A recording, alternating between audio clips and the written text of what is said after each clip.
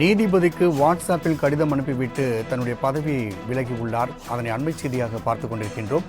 வழக்கை வேறு நீதிபதிக்கு மாற்றி சென்னை உயர்நீதிமன்ற நீதிபதி ஆனந்த் வெங்கடேஷ் இது குறித்தாக உத்தரவும் பிறப்பித்துள்ளார். அண்மை செய்தியாக பார்த்துக் கொண்டிருக்கின்றோம். மேலும் கூடுதல் விவர செய்தியாளர் கிருஷ்ணா வழங்க கேட்கலாம். கிருஷ்ணமூர்த்தி, இது குறித்தான கூடுதல் விவரங்களை பதிவு செய்யலாம். வணக்கம். தமிழ்நாடு அரசு பணியாளர் தேர்வாணையம் நடத்திய குரூப் 2 தேர்வில் வெற்றி பெற்ற விக்னேஸ்வரன் என்பவர் சான்று சரிபார்ப்பு தொடர்பாக சென்னை உயர்நீதிமன்றத்தில் வழக்கு தாக்கல் செய்திருந்தார். இந்த வழக்கு நீதிபதி ஆனந்த் வெங்கடேஷ் முன்பு விசாரணையில் இருந்து வருகிற நிலையில் இந்த வழக்கு தொடர்பாக நீதிபதி ஆனந்த் வெங்கடேஷுக்கு மின்னஞ்சலுக்கும் அவரது மொபைல் வாட்ஸ்அப்புக்கும் கடிதம் மனுதாரர் தரப்பில் கடிதம் ஒன்று அனுப்பப்பட்டிருக்கிறது. இதையடுத்து வழக்கை விசாரணைக்கு பட்டியலிட்ட நீதிபதி விக்னேஸ்வரன் தரப்பில் ஆஜரான வழக்கறிஞருக்கும் இது சம்பந்தமாக தகவல் தெரிவிக்கப்பட்டதாக தெரிவிக்கப்பட்டது.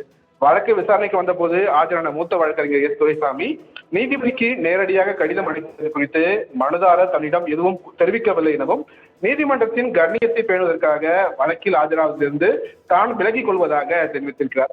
இதையடுத்து தனக்கு நேரடியாக கடிதம் எழுதியது நீதி பரிபாலனத்தில் தலையிடுவதைப் போல உள்ளதாக கூறிய நீதிபதி நம்பிக்கை இழந்த நிலையில் இது போல கடிதம் எழுதியிருக்க கூடும் என்பதால் இந்த விவகாரத்தை பெரிதுபடுத்த விரும்பவில்லை என்றும் தெரிவித்திருக்கிறார். அதே சமயம் வழக்கை தொடர்ந்து விசாரிக்க நான் விரும்பவில்லை என தெரிவித்த நீதிபதி ஆனந்த் வெங்கடேஷ் வழக்கை நீதிபதி கிருஷ்ணன் ராமசாமி முன்பாக பட்டியலிடும்படி பதிவுத்துறைக்கும் உத்தரவிட்டிருக்கிறார். ராம்குமார்.